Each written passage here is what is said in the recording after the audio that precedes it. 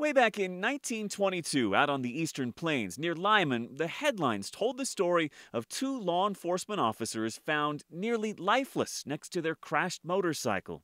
They may have been ambushed and run off the road. Their wallets and weapons were missing.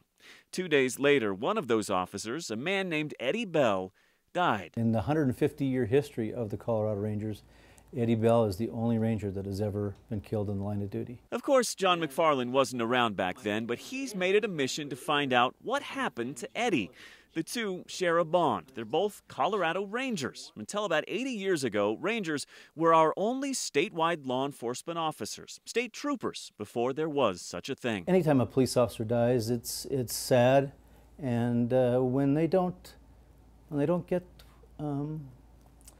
the kind of send off that they should, it kind of tears at you. Back in 1999, Eddie Bell's name was finally added to the Colorado Law Enforcement Memorial. Sadly, no one from his family was in the crowd. Seemed they'd all passed away.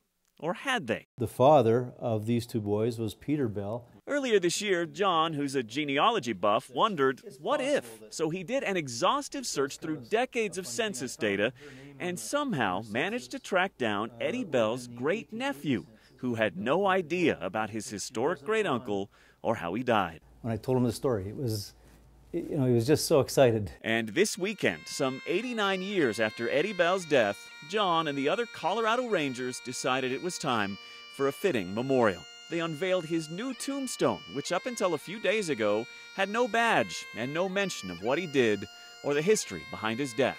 And right there up front was Eddie Bell's long-lost great-nephew, Stan. It makes me feel proud that Eddie P. Bell is part of my life. A little bit of Colorado history now newly etched in stone and in the minds of people who never knew Eddie Bell until now. Eddie's getting what he deserves finally. It's never too late to take care of a ranger.